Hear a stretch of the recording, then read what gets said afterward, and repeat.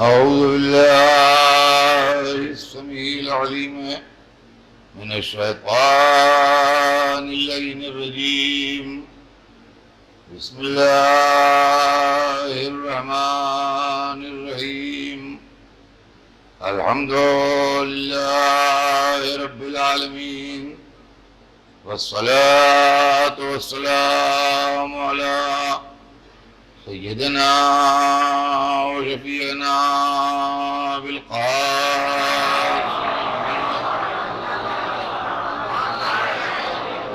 وآله الطيبين الطاهرين المعصومين، ولعنة الله على أعدائهم أجمعين من يومنا هذا إلى يوم الدين. أما بعد، فقد قال الله سبحانه تبارك وتعالى في كتابه المبين وهو أصدق الصادقين: يا أيها الناس إنا خلقناكم من ذكر وأنثى وجعلناكم شعوبا وقبائل لتعارفوا إن أكرمكم عند الله أتقاكم إن الله عليم خبير. صلوات بھیجتے ہیں محمد.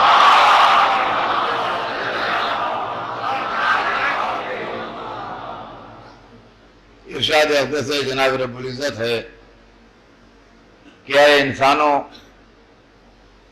ہم نے تم کو مرد و عورت کے ذریعے خلق کیا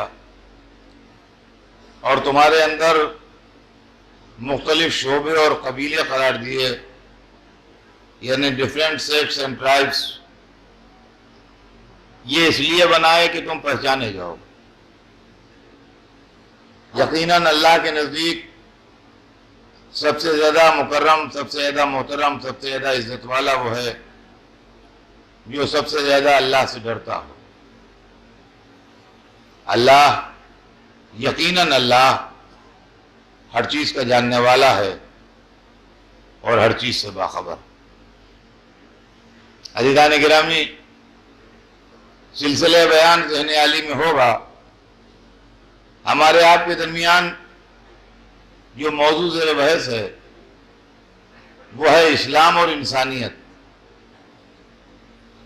کہ اسلام نے انسانیت کی کیا تعلیم دی ہے، اور اسلام اسی لیے آیا ہے کہ انسان انسان رہے، درندہ نہ ہو جائے. اس کی ذات سے اس کے بھائیوں کو، اس کے پڑوسیوں کو، اس کے شہر والوں کو، اس کے ملک والوں کو، اس کی دنیا والوں کو فائدے پہنچیں، اس کی ذات سے کسی کو نقصان نہ پہنچنے پائے، اس کی وجہ سے کسی کو ایذا نہ ہو، اس کی وجہ سے کسی کو تکلیف نہ ہو. یہ اسلام کی تعلیم ہے. اور اگر آپ قرآن مجید کا غور سے مطالعہ کریں گے تو آپ کی سمجھ میں آئے گا کہ قرآن نے ہر قدم کے اوپر انسان کو انسان بننے کی، انسان کو انسان رہنے کی تعلیم دی. اور اسی انسان کے واسطے یہ مدرسہ کھولا گیا، جس مدرسے کا نام دین ہے، جس مدرسے کا نام مذہب ہے. اور اس مدرسے کے اندر جو استاد بھیجے گئے، جو مدرس بھیجے گئے، جو پڑھانے والے بھیجے گئے، ان استادوں اور مدرسوں اور پڑھانے والوں کو ہم نبی یا امام کے نام سے یاد کرتے ہیں. نبی یا امام وہ لوگ ہیں، رہبر وہ لوگ ہیں جو اس دنیا میں اس لیے آئے کہ انسان کو انسان بنائیں، اس کی سیرت، اس کا کردار، اس کا اخلاق، اس کے مزاج کو درست کریں. مگر مذہبوں کی تاریخ یہ ہے کہ ہمیشہ کچھ مطلب پرست لوگوں نے، کچھ دنیا دار لوگوں نے، کچھ طاقتور لوگوں نے مذہب کو اپنے مقصد کے لیے استعمال کرنے کے لیے مذہب کے فلسفے کو بدلا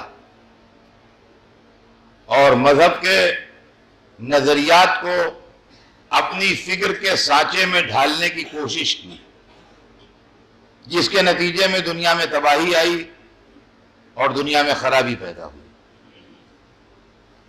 میرے دوستو، زندگی اور انسانیت کی اصل پرابلم یہ ہے کہ طاقتور اپنا راج چاہتا ہے، اپنے اوپر کسی اور کا راج نہیں چاہتا۔ طاقتور اپنا راج چاہتا ہے، اپنے اوپر کسی دوسرے کا راج پسند نہیں کرتا۔ یہ ہے زندگی کی اصل پرابلم۔ جتھے والے کمزوروں کو دباتے ہیں، پیسے والے غریبوں کو دباتے ہیں، طاقتور ملک کمزور ملکوں کو دباتے ہیں، طاقتور قبیلے کمزور قبیلوں کو دباتے ہیں۔ انسانوں میں دو صنفیں ہیں، مرد و عورت۔ طاقتور نے ہمیشہ کمزور کو دبا کے رکھا۔ عورتوں پر جو مظالم ہوئے مردوں کی طرف سے، اس کی بنیاد بھی یہی فلسفہ ہے کہ مرد کے جسم میں طاقت زیادہ تھی، عورت کے جسم میں طاقت کم تھی، لہذا اس نے یہ چاہا کہ وہ عورت کا حکمران بن کے رہے۔ غلام کے پاس طاقت کم تھی، آقا کے پاس طاقت زیادہ تھی، لہذا اس نے غلام کو اپنا تابع بنا کے رکھا۔ کمزور قومیں مجبور ہیں طاقتور قوموں کے ہاں میں ہاں ملانے اور ان کی بات کو ماننے کے لیے۔ یہی مسئلہ دنیا میں کل بھی تھا اور یہی مسئلہ دنیا میں آج بھی ہے۔ اور فرمایا آپ نے، مذہب کا مقصد بھی یہی ہے کہ طاقت کے راج کو روکے اور کمزور کو اس کا حق دلائے۔ قانون کا مقصد بھی یہی ہے کہ طاقت کے راج کو روکے اور کمزور کو اس کا حق دلائے۔ دیکھیے، دنیاوی قانون بھی یہی ہے، اور دنیاوی قانون، میں قانون کا ماہر نہیں ہوں مگر کامن سینس کی بات ہے جو آپ سے عرض کر رہا ہوں، کہ قانون کی اسپرٹ بھی یہی ہے کہ کمزور کے اوپر طاقتور زیادتی نہ کرنے پائے۔ آپ کے پاس 99 بیگھا زمین ہے اور میرے پاس 1 بیگھا ہے، میں آپ کے لیے خطرہ نہیں ہوں، اس لیے کہ 1 بیگھے زمین کا مالک 99 بیگھا زمین کے مالک سے کیا ہاتھ ملا کے بات کرے گا، لیکن آپ میرے لیے خطرہ ہیں، اس لیے کہ بار بار آپ سوچ رہے ہیں کہ یہ 1 بیگھا زمین اگر مجھے مل جائے تو پورے 100 بیگھے کا راؤنڈ فیگر میں چک آ جائے گا میرے پاس، لہذا میرے اوپر دباؤ ڈالے جا رہے ہیں، میرے اوپر پریشر بنائے جا رہے ہیں، میرے اوپر طاقت استعمال کی جا رہی ہے کہ میں کسی طریقے سے اپنی زمین آپ کے ہاتھ بیچ کے نکل جاؤں اور یہ زمین جو ہے یہ آپ کو مل جائے۔ قانون بھی اسی لیے آیا ہے کہ اگر میں اپنی زمین نہیں بیچنا چاہتا ہوں تو قانون مجھے پروٹیکشن دے۔ مذہب بھی اسی لیے آیا ہے کہ اگر میں اپنا مال نہیں بیچنا چاہتا ہوں تو مذہب مجھے پروٹیکشن دے۔ عزیزان گرامی، دنیا میں تصادم کی یہی تاریخ ہے، ٹکراؤ کی یہی تاریخ ہے۔ دنیا میں جو آپس میں ایک دوسرے سے جھگڑے ہوئے ہیں اور جو قومیں ٹکرائی ہیں اور جو دنیا میں لڑائیاں ہوئی ہیں، اس کی بھی یہی تاریخ ہے کہ ہم بڑے ہیں کہ تم بڑے ہو، ہم طاقتور ہیں کہ تم طاقتور ہو، ہم زیادہ زوردار ہیں کہ تم زیادہ زوردار ہو۔ اس کے واسطے دنیا میں تصادم و ٹکراؤ ہوتے رہے۔ مذہب کے آنے کا مقصد یہ تھا کہ ایک ایسا نظام قائم ہو اور انسانی دماغ کی اصلاح ہو۔ دیکھیے، مذہب طاقت کے زور پر حالات کو بدلنے کا قائل نہیں ہے۔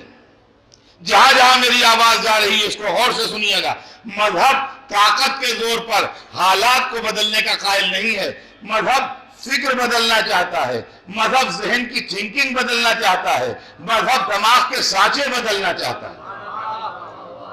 اس لیے کہ اگر آپ طاقت کے زور پر مجھے بدل دیں گے، یہ اتنا بڑا مجمع ہے، میں اکیلا ہوں، جو چاہے مجھ سے کرا سکتا ہے، لیکن اسی وقت تک جب یہ مجمع یہاں موجود ہے، لیکن جب میں تنہا ہوں گا تو وہی کروں گا جو میرا دل چاہتا ہے۔ تو معلومات طاقت کے زور کے اوپر جو اقتدار قائم ہوتا ہے وہ اتنی دیر کا مہمان ہوتا ہے جب تک طاقت رہے، اور جب طاقت ختم ہو جاتی ہے تو اقتدار بھی ختم ہو جاتا ہے۔ لیکن اگر ذہن کی تھنکنگ بدل جاتی ہے تو طاقت رہے یا نہ رہے، آدمی ویسا ہی رہتا ہے جیسا آپ چاہتے ہیں۔ اسی لیے قرآن نے یہ بات کہی کہ لا اکراہ فی الدین، دین کے اندر جبر نہیں ہے، دین کے اندر زیادتی نہیں ہے۔ دین زیادتی کر کے کرے گا کیا؟ دین جبر کر کے کرے گا کیا؟ اس لیے کہ دین اچھی طرح جانتا ہے کہ طاقت کا راز 4 دن رہتا ہے، اس کے بعد ختم ہو جاتا ہے۔ دین کو قیامت تک رہنا ہے، لہذا دین ذہن بدلتا ہے، فکر بدلتا ہے، سوچنے کا طریقہ بدلتا ہے۔ عزیزان گرامی، دولت، اقتدار، حکومت، یہ تمام چیزیں انسان کو ہمیشہ سے پریشان کرتی آئی ہیں، لیکن کروڑوں درود اور اربوں سلام اس رسول عربی پر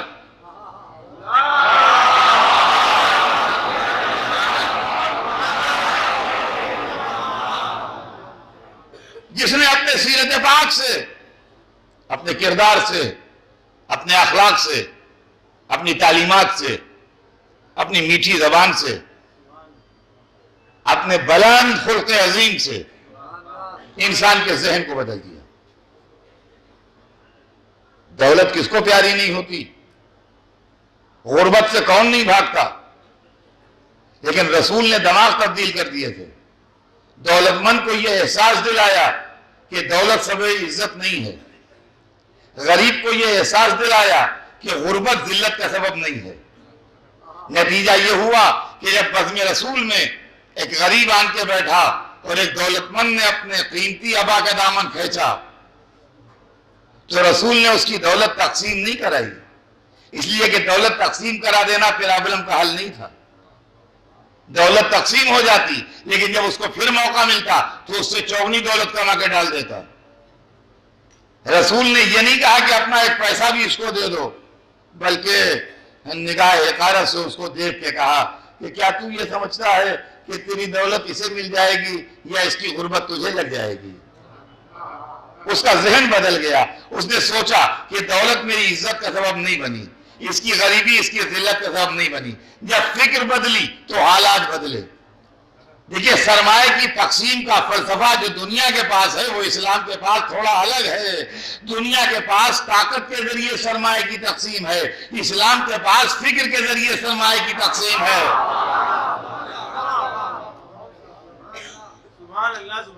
وہ شرمندہ ہوا، وہ نادم ہوا، اس نے ہاتھ جوڑے، کہا یا رسول اللہ مجھ سے غلطی ہو گئی، میں اپنی غلطی پر نادم ہوں، اور اب میں اپنی غلطی کا علاج یہ کرنا چاہتا ہوں کہ اپنی آدھی دولت اس بھائی کو دینا چاہتا ہوں۔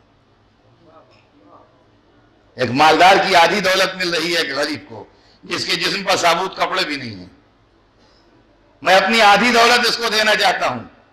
رسول نے اس کے اس عمل کے اوپر اس کی کوئی تعریف نہیں کی، بلکہ کہا ٹھیک ہے، اگر تو ایسا سوچتا ہے تو اس سے بھی تو پوچھ لے کہ یہ راضی ہے کہ نہیں۔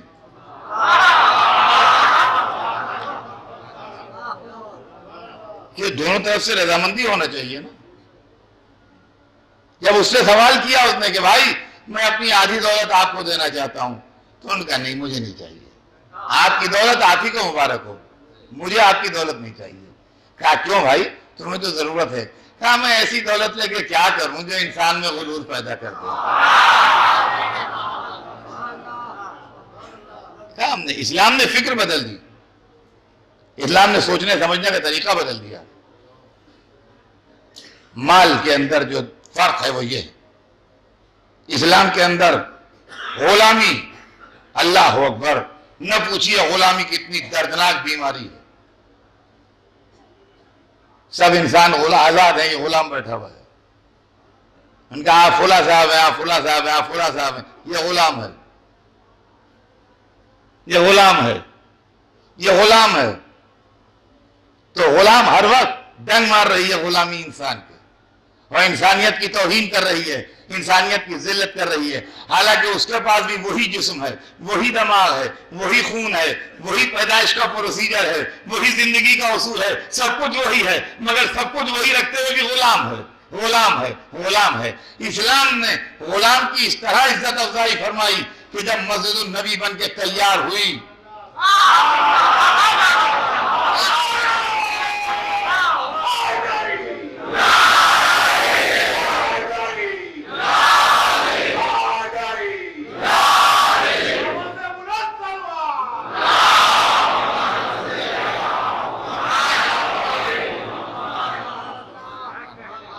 آج دنیا میں لاکھوں مسجدیں ہیں اور ایک سے ایک مسجدیں ہیں، لیکن اس وقت کو سوچئے جب مسلمانوں نے پہلی مسجد بنائی جس کے اندر سرکار دو عالم نے خود کام کیا عام مسلمانوں کے ساتھ، اور ان کی زحمتیں بھی اس مسجد کی تعمیر میں شامل ہیں، اور بن کے تیار ہوئی۔ تو مسجد میں دو ہی عہدے ہوتے ہیں، ایک پیش نماز کا عہدہ، ایک مؤذن کا عہدہ۔ مسجد میں دو پوسٹیں ہیں، ایک پیش نماز کی پوسٹ ہے جو نماز پڑھائے گا، ایک مؤذن کی پوسٹ ہے جو اذان دے گا۔ پیش نماز کی پوسٹ کو اللہ آلریڈی بھر چکا ہے، پیش نماز جو ہے وہ اپائنٹڈ بائی گاڈ ہے، وہ تو اللہ کی طرف سے مقرر ہے، پیش نمازی مسجد میں حضور کریں گے، تشریف فرما ہے، لہذا پیش نماز کا تو سوال نہیں۔ اب مؤذن کا سوال ہے، مؤذن کو اپائنٹ کرنے کا حق رسول کے پاس ہے، پیش نماز کو اپائنٹ کرنے کا حق اللہ کے پاس تھا، اس نے اپائنٹ کر دیا۔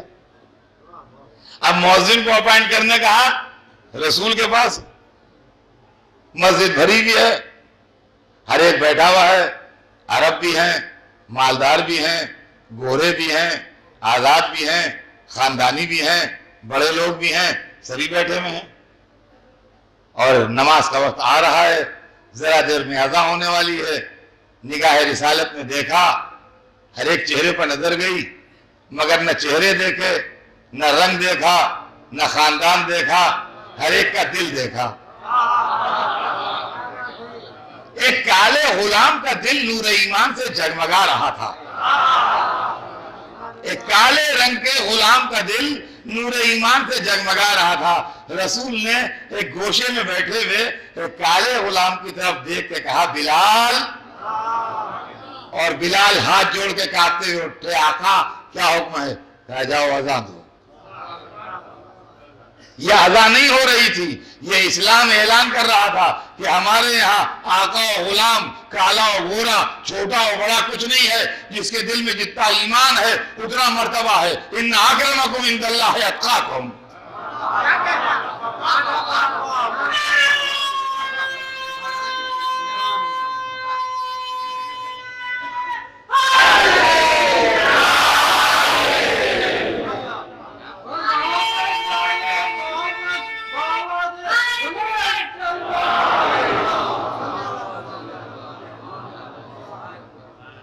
بلال نے اذان دی۔ بلال عرب نہیں تھے، نان عرب تھے، افریقن تھے، اذان کی ٹیکسٹ جو ہے وہ عربی میں ہے۔ ڈیفرنٹ کنٹریز کے لوگ بہت سی لفظوں کا پروننسیشن نہیں کر سکتے ہیں۔ ہم انڈین جو ہیں، ہمارے اندر یہ خوبی ہے کہ ہم ہر لفظ کو پروننس کر لیتے ہیں۔ ہاں، یہ آپ کو شاید اپنی صفت نہیں معلوم ہے کہ انڈینز جو ہے وہ ہر لفظ کو پروننس کر لیتے ہیں، یہ انڈینز میں بڑی خاص صفت ہے، لیکن یہ صفت اور لوگوں میں نہیں ہے۔ انگریز سے آپ تے بلوائیے، نہیں بول پائے گا، وہ تے کی جگہ ٹی بولتا ہے۔ اگر انگریز سے کہ یہ کہو کہ لڑکی روتی ہے تو کہے گا لڑکی روٹی ہے، اور اگر عرب سے کہیے کہ کہو کہ روٹی پکی ہے تو کہے روٹی پکی ہے۔ وہ ٹے نہیں بولتا اس لیے کہ اس کے الفابیٹ میں ٹے نہیں ہے عرب کے، اور انگریز کے الفابیٹ میں تے نہیں ہے۔ ہم دونوں بول لیتے ہیں، ہم روٹی بھی کہتے ہیں، روٹی بھی کہتے ہیں، دونوں بول لیتے ہیں، تے بھی پروناؤنس کرتے ہیں، ٹے بھی پروناؤنس کرتے ہیں، سمجھے آپ؟ تو ظاہر ہے کہ جو دوسرے ملکوں کے باشندے ہوتے ہیں وہ دوسری لفظوں کے پروننسیشن میں تھوڑا سا ان کو ڈیفیکلٹی ہوتی ہے، یہ ایک نیچرل بات ہے۔ تو جناب بلال جو تھے چونکہ افریقہ کے آئے ہوئے تھے، لہذا اذان میں شین ہے، اشہد ان لا الہ الا اللہ، اشہد ان محمد رسول اللہ، ہے نا شین۔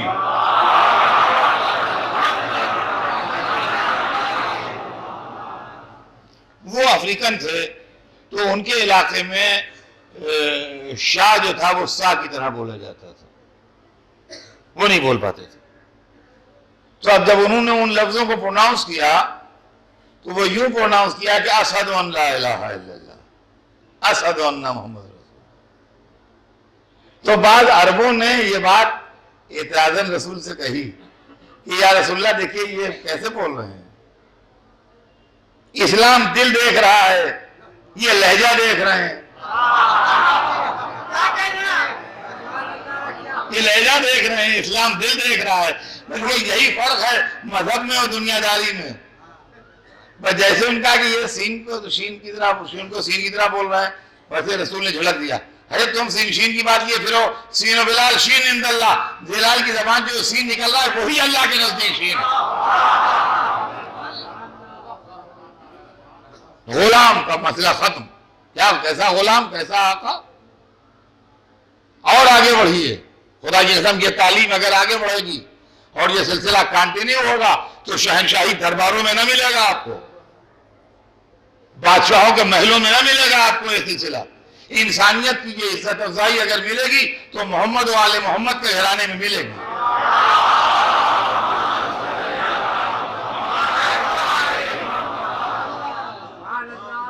یہ تو آپ نے سیرت رسول دیکھی، اب آئیے سلسلہ آگے بڑھے گا، سیرت علی دیکھیے، سیرت علی دیکھیے۔ غلام ساتھ میں ہے، اقتدار کا زمانہ ہے، کوفے میں نئے نئے آئے ہیں، جو کرتا مولا علی کے جسم پر ہے بہت پرانا ہو گیا ہے اور بہت بوسیدہ ہو گیا ہے، اب یہ کرتا پہننے کے لائق نہیں ہے، اس میں پیوند بہت لگ چکے ہیں، یہ بہت سل چکا ہے، ایک نیا کرتا چاہیے۔ ایک دکان پہ جاتے ہیں، دیکھتے ہیں، تشریف لے آتے ہیں باہر، دوسری دکان پہ جاتے ہیں، دیکھتے ہیں، باہر تشریف لے آتے ہیں۔ ایک کرتا خریدنا ہے، دو کرتے خریدنا ہے، کہیں سے خرید لیجئے۔ یا دو چار دکانوں پر گئے اور وہاں سے نہ خرید کے باہر آ گئے تو جو ساتھ میں لوگ تھے ان کا یا علی کرتا ہی تو خریدنا ہے، کہیں سے خرید لیجئے۔ آپ کو کس چیز کی تلاش ہے آخر؟ کہا میں ایسا دکاندار چاہتا ہوں جو مجھے پہچانتا نہ ہو، تاکہ میرے عہدے کی وجہ سے قیمت میں کمی نہ کرے۔ سوچیے خدا کی قسم، میرے عہدے کی وجہ سے قیمت میں کمی کر کے نہ بتائے۔ خیر ایک دکان کے دار کے لب و لہجے سے اور چہرے مہرے سے اندازہ ہوا کہ وہ پہچانتا نہیں ہے، اس سے سودا ہوا، دو کرتے خریدے گئے، ایک عمدہ کرتا، قیمتی کرتا، اچھا کرتا، اور ایک معمولی کرتا، موٹے کپڑے کا کرتا۔ دو کرتے خرید کے دکان سے باہر نکلے، اب جب تقسیم کا وقت آیا تو جو عمدہ کرتا تھا وہ غلام کو دے دیا۔ یہی قمبر جن کا نام بار بار آپ سنا کرتے ہیں، انہی کو عمدہ والا کرتا جو تھا بہترین وہ ان کو دے دیا، اور وہ معمولی والا کرتا جو تھا کہا یہ ہم پہن لیں گے۔ یہ معاملہ اتنا عجیب ہوا کہ علی کے ساتھیوں کو حیرت ہو گئی۔ دیکھیے میں نے بڑا قیمتی جملہ کہا ہے کہ علی کے ساتھیوں کو حیرت ہو گئی، اس لیے کہ علی کے ساتھی معمولی نہیں ہوتے ہیں۔ علی کے ساتھی حیرت میں پڑ گیا کہ یا علی یہ کیا کر رہے ہیں آپ، یہ کیا کر رہے ہیں آپ، یہ والا کرتا غلام کو دے رہے ہیں، یہ اپنے لیے رکھ رہے ہیں۔ اگر کوئی ہمارا ایسا آدمی ہوتا تو کہتا بھائی ہم غلام کو اچھا کھلاتے ہیں، اچھا پہناتے ہیں۔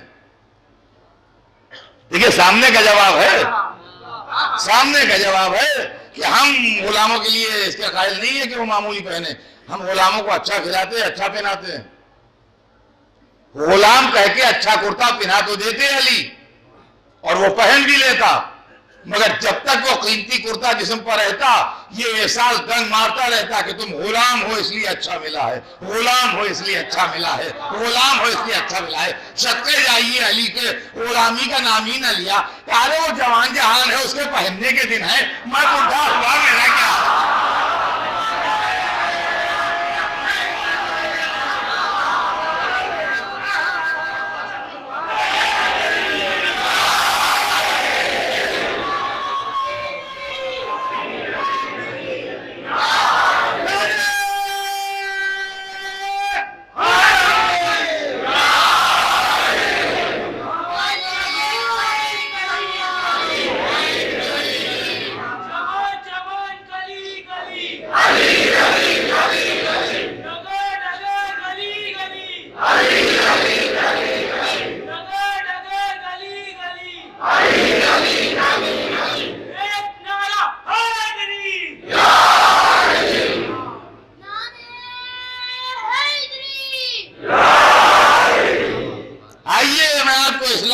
جھلکیاں دکھا رہا ہوں.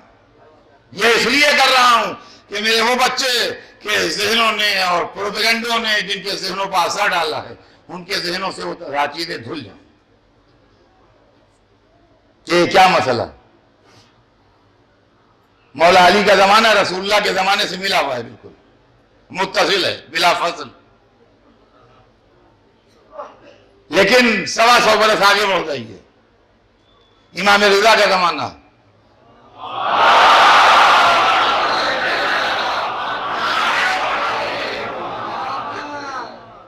ملوکیت اسلام کے دل میں اپنے پنجے گڑو چکی ہے. بنی عباس کا اقتدار کلائمیکس پر ہے. اسلام ملوکیت کی شکل میں تبدیل ہو چکا ہے، مگر نہیں بدلے ہیں تو محمد کے گھرانے والے، نہیں چینج ہوئے ہیں تو وہ لوگ کہ جن کے اوپر دین کی ذمہ داری. مامون رشید نے امام رضا کو ولی عہدی آفر کی اور دعوت ہوئی ہے ولی عہدی کے دن رات کو، ڈنر ہے، شاہی محل عالی شان، شاہی محل کا بینکوٹ ہال جس کے اندر دنیا کے حیوان نعمت چنی ہوئی.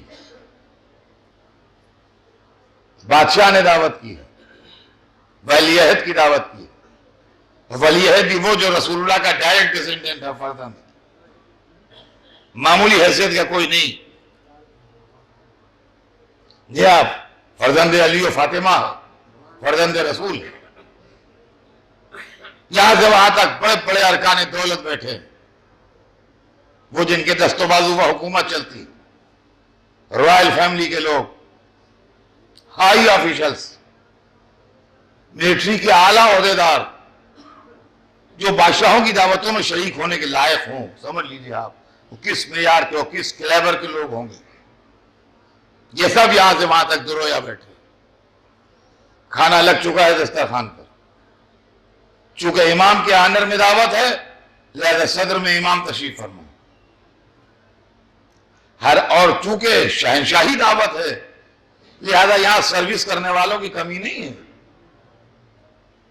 ایک آدمی پانی کا گلاس لینے گیا ہے تو وہی آئے گا تو پلٹ کے چمچا دے گا، وہ اس کی خدمت کرے گا تو پھر آپ کو سرو کرے گا کہ یہاں اس کا کوئی سوال ہی نہیں. ہر آدمی کے پیچھے غلام ہاتھ بندے کھڑا ہے. جتنے آدمی دعوت میں ہیں، جتنی پلیٹیں لگی ہیں، اتنے غلام بھی کھڑا ہے. ہر آدمی کے پیچھے غلام سروس کے لیے، سیکرٹ اسی کی سروس کے لیے کھڑا ہے. اس لیے کہ غلاموں کی کمی تھوڑی ہے شاہی محل میں. کتنے غلام چاہیے؟ ہر آدمی کے پیچھے غلام کھڑا ہے. کھانا تیار ہے، ہر ایک کی نظر امام کے دستِ مبارک پر ہے کہ چیف گیسٹ ہیں، ان کے آنر میں دعوت ہے. یہ ہاتھ بڑھائیں تو ہم بھی ہاتھ بڑھائیں. شاہی کھانے دعوت دے رہے ہیں کہ جلدی شروع کرو. سوچئے، تباغ دوڑائیے کیا منظر ہوگا اس وقت جب کچھ ذرا ضرورت سے زیادہ تاخیر ہوئی. تو مامون نے ادب سے عرض کیا، یا ابن رسول اللہ، یہ سب آپ کے منتظر ہیں، یہ سب آپ کے منتظر ہیں. آپ شروع کریں تو سب لوگ شروع کریں. آپ بسم اللہ کریں، شروع کریں. اور جیسے ہی اس نے کہا کہ یہ سب آپ کے منتظر ہیں، آپ بسم اللہ کریں، تو یہ لوگ بسم اللہ کریں. ویسے ایک مرتبہ سر مبارک اٹھایا اور دڑویا یوں دیکھا اور کہا، یہ حضرات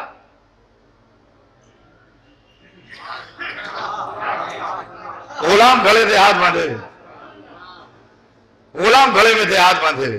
شاہی دربار میں دعوت ہو رہی ہے. ملوکیت اپنے کلائمیکس پر ہے. آپ ہسٹری پڑھیے تو ہسٹری آپ کو بتائے گی کہ بنی عباس کی ڈائنیسٹی کا گولڈن پیریڈ ہارون و مامون کا پیریڈ ہے. ملوکیت بالکل اپنے کلائمیکس کے اوپر ہے اس وقت. کیا کہ اور یہ حضرات، جی سرکار یہ غلام ہے، ہم مسلمان نہیں؟ کہا نہیں سب مسلمان ہیں، سب مسلمان ہیں۔ کہا بھائی پھر تم کھڑے کیوں؟ آؤ بیٹھو، بیٹھو بیٹھو، آؤ آؤ بیٹھو بیٹھو بیٹھو بیٹھو بیٹھو۔ ہمارے جد کی یہ تعلیم نہیں ہے کہ آقا الگ کھائے غلام الگ کھائے۔ اب مجھے نہیں معلوم کہ ان رئیسوں نے کھانے کو کھایا کہ کھانے نے ان کو کھایا، لیکن بات وہ کہہ دی کہ ہمارے جد کی تعلیم یہ نہیں ہے کہ آقا الگ کھائے غلام الگ کھائے، کہ اب اگر کوئی بگڑ کے دسترخوان سے اٹھے تو دسترخوان سے نہ اٹھے، پھر اسلام سے بھی اٹھ کے نکل کے باہر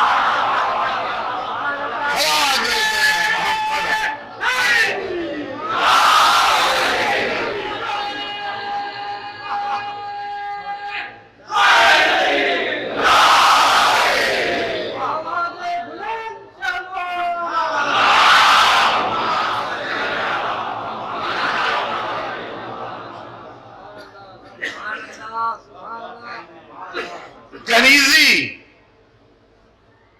خدا کی قسم کنیزی۔ ایک گھر میں خادمائیں جن کو انسان نہیں سمجھا جاتا، لیکن یہی کنیزی اگر اہل بیت کے گھر میں آتی تو تقسیم کار یوں ہوتی ہے کہ جب فضا عطا کی جاتی ہیں جناب سیدہ کو تو بی بی فرماتی ہیں ٹھیک ہے فضا، ایک دن گھر کا کام تم کرو گی، میں آرام کروں گی، ایک دن گھر کا کام میں کروں گی، تم آرام کرو گی۔ یہ ہے اسلام کی تعلیم۔ اور اس کے بعد جب سلسلہ آگے بڑھتا ہے تو ہم کو یہ نظر آتا ہے کہ انسان جو میدان جنگ کا کھڑا ہوتا ہے، جو لشکروں کو خاطر میں نہیں لاتا، جو لاشوں کے درمیان سے ہنستا ہوا گزر جاتا ہے، جو کٹے ہوئے سر اور انسانی جسموں کے ٹکڑوں کو دیکھ کے متاثر نہیں ہو جاتا ہے، جس کے سامنے اس کی تلوار کی دھار کے اثر سے میتیں تڑپا کرتی ہیں، اس کا دل سخت ہو جاتا ہے، اور پھر کسی یتیم کا آنسو یا کسی بیوہ کی ٹھنڈی سانس اس کو اثر کرے، یہ نہیں ہوتا ہے۔ فاتح خیبر حیدر کرار ایک راستے سے گزر رہے ہیں، دیکھا ایک کالی حبشی کنیز کھڑی رو رہی ہے، علی کے قدم رک گئے، کنیز خدا کیوں رو رہی ہے؟ کس نے تجھ کو ستایا؟ کس نے تجھ پر ظلم کیا ہے؟ عزیزان گرامی، یہ اسلام ہے۔ بے گناہوں کو مارنا اسلام نہیں ہے، غریبوں کے آنسو دیکھ کے رک جانا اسلام ہے، خواری اسلام نہیں ہے، دلداری اسلام ہے۔ علی رک گئے، فاتح خیبر رک گئے، جو اکیلے لشکروں کو پیچھے ڈھکیل دیتے تھے وہ رک گئے، ایک حبشی کنیز کو روتے دیکھ کے،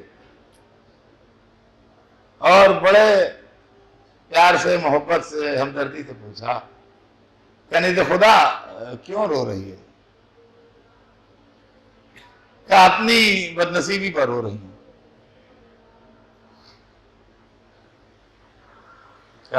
کیا بات ہے، کچھ مجھ سے بتا، شاید میں تیری پریشانی میں کچھ کام آ سکتا۔ کہا میرا مالک بہت ظالم آدمی ہے، مجھے مارتا ہے۔ اس نے کھجوریں منگائی تھی،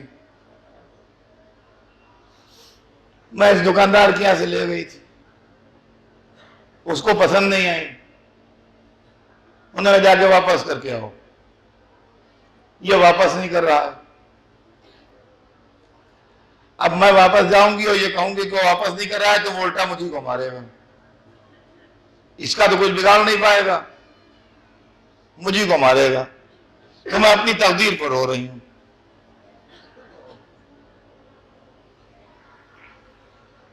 کہا گھبرا نہیں میرے ساتھ۔ اس کو لیے ہوئے دکاندار کے سامنے گئے، دکاندار علی کو پہچانتا نہیں ہے، اس سے جا کے کہا کہ بھائی اگر تیرا مال خراب نہیں ہوا ہے اور کم نہیں ہوا ہے، دیکھیے دو شرطیں لگائیں، فرمایا اگر تیرا مال خراب نہیں ہوا ہے اور کم نہیں ہوا ہے تو اس کے حال پر رحم کر، واپس کر لے۔ بڑی نرمی سے، بڑے پیار سے، بڑے نرم لہجے میں اس سے کہا۔ وہ اکھڑ دماغ کا عرب تم کون ہو ہمارے کاروباری معاملے میں بولنے والے؟ ہم نہیں واپس کرتے۔ دکاندار کی گرم آواز جو ہوئی تو پڑوس کے دکاندار نے دیکھا، دکاندار کی آواز جو اونچی ہوئی اور گرم آواز میں اس نے جواب دیا تو پڑوس کے دکاندار نے گردن نکال کے دیکھا کیا معاملہ ہے، کس سے جھگڑا ہو رہا ہے۔ وہ پہچانتا تھا، وہ دکان سے کودا ہو، کیا کر رہا ہے، کس سے بات کر رہا ہے، یہ علی ہے۔ ارے وہ تو اس کا دم نکل گیا، اس لیے کہ خالی خلیفہ ہی نہیں ہے، فاتح خیبر بھی ہیں۔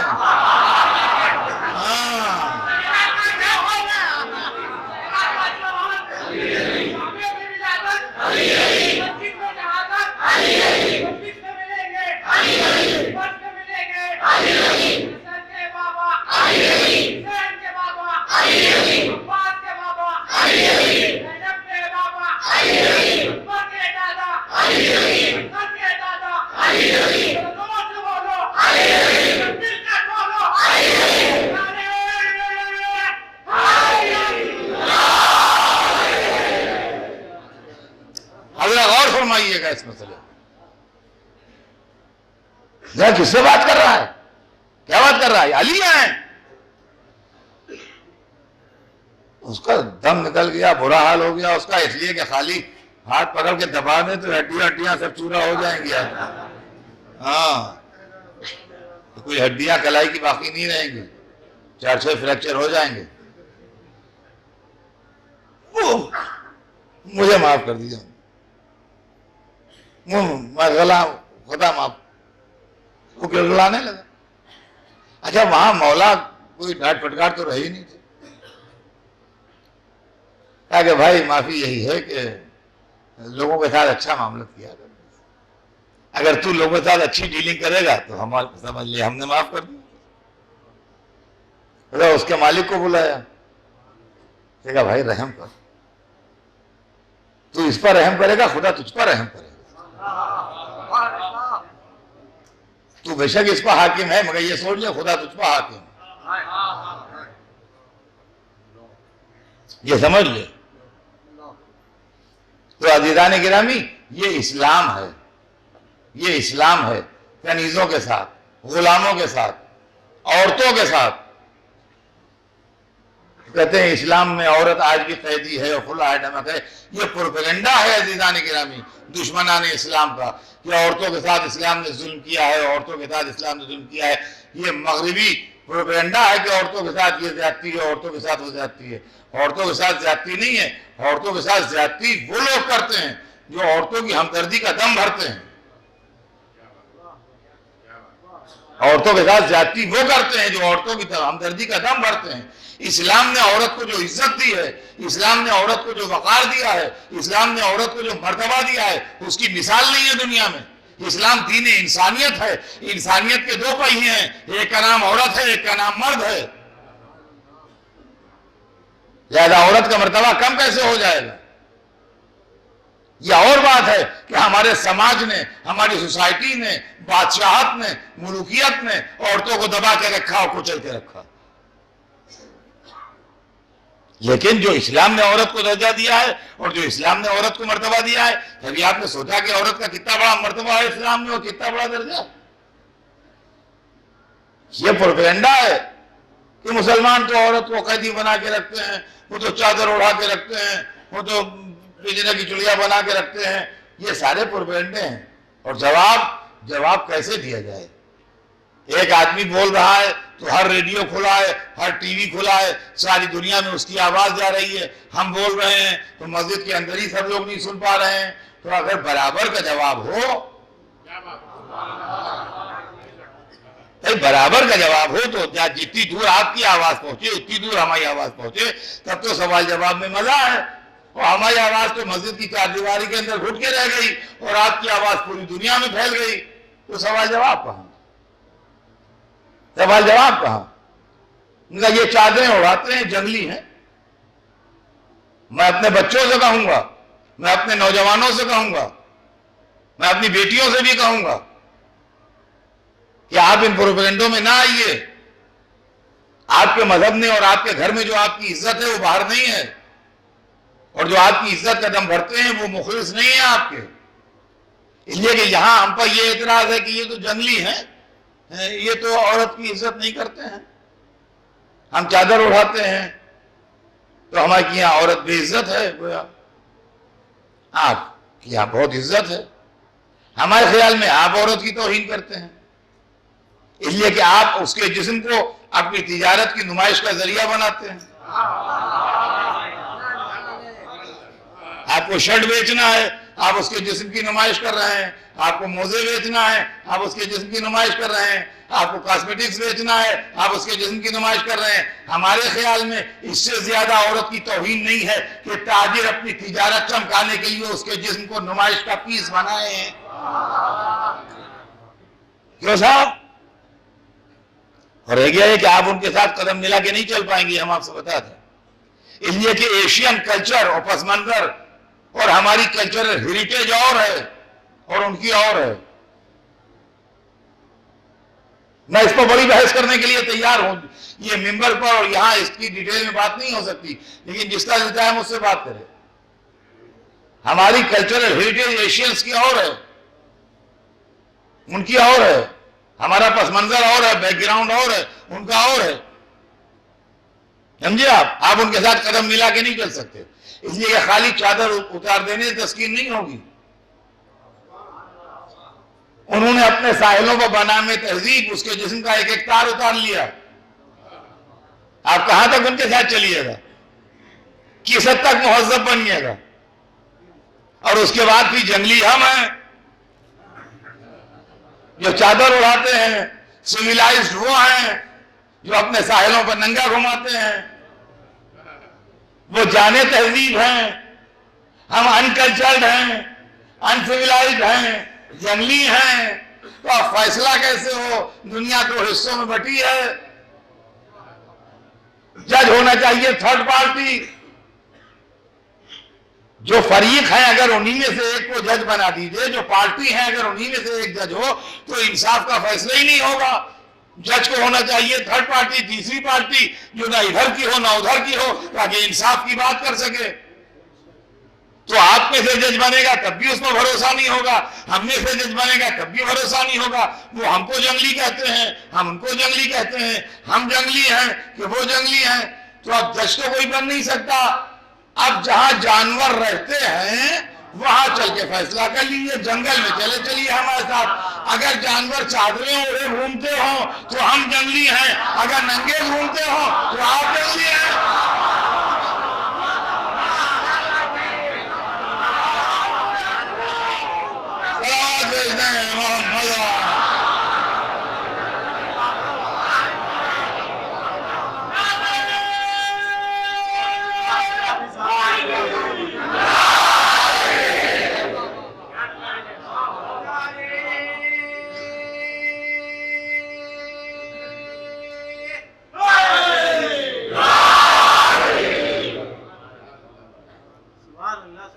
اسلام نے جو عورت کو عزت دی وہ عزت بے مثال عزت ہے کہ جہاں وہ گھر میں قدم رکھتی ہے تو جس گھر میں آتی ہے بیٹی بن کے آتی ہے، اور جب کسی گھر میں بیٹی آئی تو رسول اسلام کی آواز آئی البنات الرحمہ، لڑکیاں رحمت ہیں۔ یعنی جب کسی کے گھر میں کوئی عورت داخل ہوئی بیٹی بن کے تو رسول پکارے کہ یہ رحمت ہے۔ جب بیٹی آئی تو اس کی عزت افزائی یہ کہہ کے کی گئی کہ مبارک ہو تمہارے گھر میں رحمت خدا آئی ہے۔ اور اس کے بعد تھوڑے دنوں بعد وہ اس گھر سے جب دلہن بن کے رخصت ہوئی اور اپنے شوہر کے گھر میں پہنچی تو اس وقت یہ کہا گیا کہ یہ زندگی میں تمہاری برابر کی شریک ہے۔ تمہارے اس کے ایکول رائٹس ہیں، برابر کی شریک ہے تمہاری، یہ شریک حیات ہے۔ اور قرآن مجید نے بڑا خوبصورت جملہ کہا ہے، آپ لاکھوں فلسفے لے آئیے لیکن قرآن مجید کا ایک جملہ جو ہے وہ آپ کے ہر فلسفے میں بھاری نکلے گا۔ یہاں قرآن مجید نے میاں اور بیوی کے رشتے کو یہ کہہ کے ڈیفائن کیا ہے کہ ہننا لباس لکم وانتم لباس لہن، تم ان کا لباس ہو، وہ تمہارا لباس ہے۔ کہیں پر ڈسکریمنیشن نہیں ہے کہ وہ کم ہے تم زیادہ ہو، تم کم ہو وہ زیادہ ہے، وہ تمہارا لباس ہے، تم ان کا لباس ہو۔ لباس آدمی کی عزت کا سبب بنتا ہے، لباس انسان کی ستر پوشی کرتا ہے، لباس انسان کو آرام دیتا ہے، لباس انسان کی شخصیت کی پہچان ہوتا ہے۔ اُنَّا لِبَاسٌ لَكُمْ وَأَنْتُمْ لِبَاسٌ لَهُمْ۔ خدا کی قسم اگر میں کیا بتاؤں، یہ آیت عربی میں ہے، ہماری زبان عربی نہیں ہے، ورنہ اس کی بلاغت اور اس کا لطف اور اس کا حسن وہ ہے کہ آدمی پڑھے تو مست رہے اس کے اندر کہ کیا جملہ قرآن نے ارشاد فرما دیا، ہننا لباس لکم وانتم لباس لہن۔ وہ تمہاری عزت افزائی کا سبب ہیں، تم ان کی عزت افزائی کا سبب، وہ تمہارے لیے صدر پوشی ہیں، تم ان کے لیے صدر پوشی، وہ تمہاری عزت بچانے والیاں ہیں، تم ان کی عزت بچانے والے۔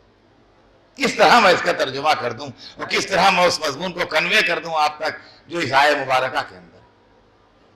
تو عزیزان گرامی، یہ عورت ہے جب بیوی بنتی ہے،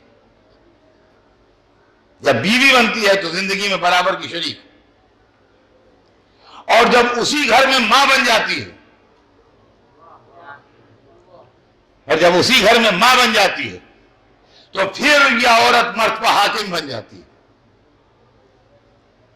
یا بیٹے ہیں ان کے اوپر یہ عورت حاکم ہے، سوائے حکم خدا اور رسول و امام کے اس کا ہر حکم قابل عمل ہے۔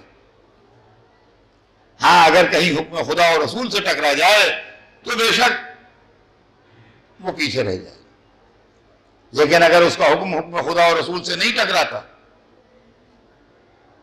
تو اس کا حکم پر عمل کرنا واجب ہے۔ یہاں تک کہ مستحبات شرع جو ہیں اس کے اندر بھی ماں کا حکم ماننا واجب ہے۔ مان لیجیے بیٹا تھکا ہوا آیا ہے، نماز شب پڑھنے کا عادی ہے، اگر ماں کہتی ہے مغرب عشاء نہ پڑھو تو وہ تو پڑھنا پڑے گی، اس لیے کہ وہ واجب ہے، وہ تو واجب ہے۔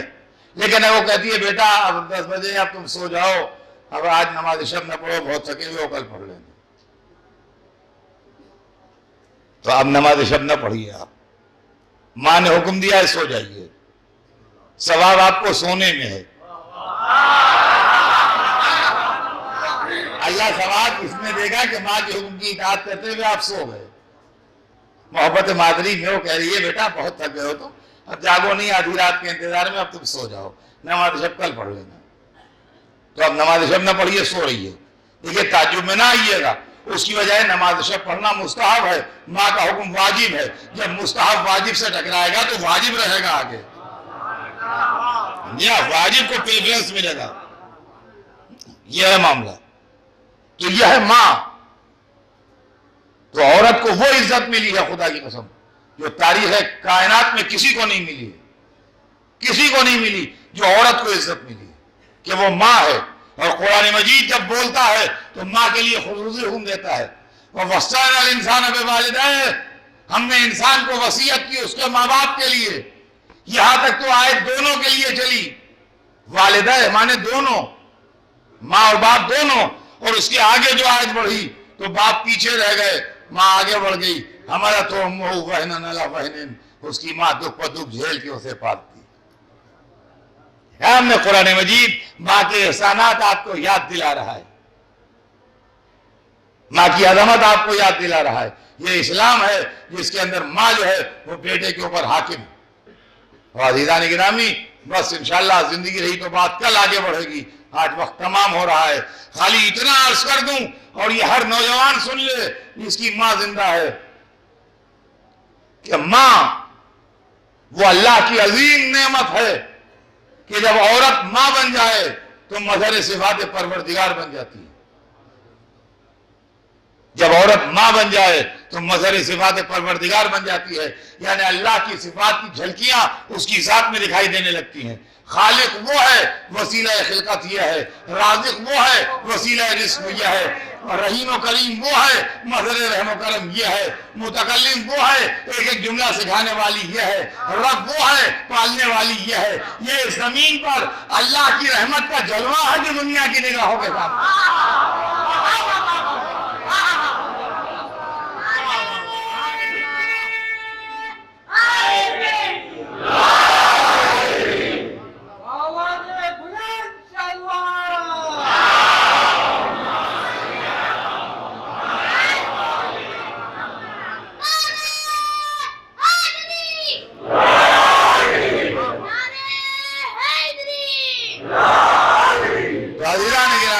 اب بات کل آگے بڑھے گی، صرف اتنا عرض کر دوں کہ اسلام نے غلاموں کو عزت دی، اسلام نے کنیزوں کو عزت دی، اسلام نے کالوں کو عزت دی، اسلام نے عورتوں کو عزت دی۔ اسلام انسانیت کا دین ہے، اسلام ظلم و ستم اور ناانصافی کا دین نہیں ہے۔ اور خدا کی قسم اب بات آخری منزل تک آئی، کل بڑھے گی آگے۔ آج اتنا سنا دوں آپ کو کہ ہم دعا کرتے ہیں اپنی ماؤں کے لیے، جن کی مائیں زندہ ہیں وہ ان کی خدمت کریں، جن کی مائیں نہیں ہیں وہ ان کے لیے دعا مغفرت کریں، اس لیے کہ جو سب مائیں خدمت کرتی ہیں وہ ہماری ماؤں نے بھی کی۔ دنیا کی جتنی مائیں ہیں جو اپنی اولادوں کی خدمت کرتی ہیں وہ سب ہماری ماؤں نے ہمارے ساتھ کی، مگر ایک ایڈیشنل خدمت بھی ہے ان کی، اور وہ یہ ہے کہ انہوں نے اپنی گودی میں پال کے ہمیں محب حسین بنا دیا۔ سلام ہو ان ماؤں پر جنہوں نے اپنے بچوں کو آزادار بنا دیا، سلام ہو ان ماؤں پر جنہوں نے اپنے بچوں کو ماتمدار بنا دیا، سلام ہو ان ماؤں پر جنہوں نے اپنے بچوں کو اہل بیت کا فدائی بنا دیا۔ خدا کی قسم بڑے مرتبے کی ہیں وہ مائیں اور بڑی شان کی ہیں وہ مائیں جنہوں نے اپنے بچوں کو محب اہل بیت بنا دیا۔ اور عزیزان گرامی، ماؤں کے اندر جو جذبہ پیدا ہوا، آپ کو معلوم ہے یہ کیوں پیدا ہوا؟ یہ ایک ماں کی تمنا تھی۔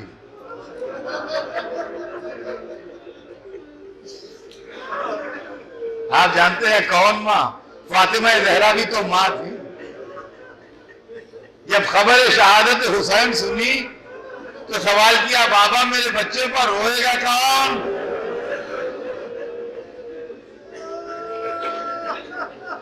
بابا میرے بچے پر روئے گا کون؟ اور رسول محبوب رب العالمین تھے، جو فرما دیتے وہی ہوتا، مگر خاموش رہے۔ جبرائیل امین نازل ہوئے، عرض کی خدا تحفہ درود و سلام کے بعد ارشاد فرماتا ہے کہ میں ایک قوم پیدا کروں گا جو حسین کی عزاداری کرے، حسین کی ماتمداری کرے گی۔ جب سیدہ نے رونے والوں کا تذکرہ سنا تو اپنے آنسو پوچھ ڈالے۔ آپ جو یہاں بیٹھے رو رہے ہیں، آپ تسکین دل سیدہ ہیں اور وعدہ پروردگار ہیں، وعدہ پروردگار ہیں اور تسکین قلب فاطمہ ہیں۔ اللہ نے وعدہ کیا ہے کہ میں گروہ کو پیدا کروں گا جو حسین پر روئے گا اور حسین کی عزاداری کرے گا۔ اور جب سیدہ نے یہ سنا کہ رونے والا گروہ پیدا ہوگا تو آنکھوں کے آنسو پوچھ ڈالے۔ عزیزان گرامی، مائیں فاطمہ زہرا بھی ماں تھی، اور اس کے بعد عزیزان گرامی تاریخ عالم میں کربلا وہ واحد واقعہ ہے جس نے فلسفہ بدل دیا۔ دنیا کی سب سے بڑی محبت کا نام ہے ماں کی محبت، جس کو ہماری اردو زبان میں مامتا بھی کہتے ہیں، یعنی ماں کی محبت۔ باپ کی محبت کو کوئی مامتا نہیں کہتا، ماں کی محبت مامتا کہلاتی ہے۔ لیکن یہ ماں کی محبت اگر شکست کھا گئی کہیں پر تو وہ حسین کی محبت۔ جہاں ماں نے اپنے بچے قربان کیے، وہاں ابن عبداللہ کلبی کی ماں اپنے بیٹے سے سمجھا رہی ہے، بیٹا کل قربانی آل محمد کا دن ہے، جان دینے میں کبھی نہ کرنا۔ جب حضرت مسلم نے اوسجہ کی لاش خیمے میں آئی تو گھر سے چھوٹا سا بچہ نکلا خیمے سے، حسین نے کہا پلٹ جا، تیری ماں کے لیے تیرے باپ کا غم بہت ہے۔ بچے نے ہاتھ جوڑ کہا مولا میری ماں ہی نے تلوار باندھ کے بھیجا ہے۔ اور بچے نے جا کے نصرت حسین میں سر کٹا دیا۔ اور عزیزان گرامی، وہ مائیں جن کی گودیوں میں ہاشمی بچے تھے وہ بھی کبھی اپنے بچوں پر نہیں روئیں۔ جناب لیلا علی اکبر پر نہیں روئیں، جناب ام فروہ قاسم پر نہیں روئیں، شہزادی زینب اون محمد پر نہیں روئیں، عزیزان گرامی جناب ام البنین جناب عباس پر نہیں روئیں۔ 4 جوان بیٹے کربلا میں شہید ہوئے، مگر سلام ہو اس ماں پر جو کبھی اپنے بچوں پر نہیں روئی۔ ہمیشہ کہا تمہاری رونے والی ماں زندہ ہوں، میں اس پر روں گی جس کی ماں نہیں ہے۔ یہ کہہ کے نعرہ مارا ماں حسینہ، آئے میرا حسین، اور در و دیوار سے رونے کی صدا آنے لگی۔ عزیزان گرامی، ایک جملہ سنیے اور مجلس تمام کر دوں۔ ویسے تو ہر ماں مظلومہ ماں ہے، مگر کربلا میں ایک ماں وہ ہے کہ جس کے بچوں کا جب تذکرہ ہوتا ہے کسی مذہب کا آدمی بیٹھا ہو تو اب جاتا ہے۔ ایک تو 6 مہینے کے بچے کی شہادت، جس کے سامنے پڑھ دیا کہ بچہ 3 دن کا پیاسا تھا اور 6 مہینے کا تھا، تڑپ گیا۔ اور ایک 4 برس کی یتیم بچی کا گھٹ کے قید خانے میں مر جانا،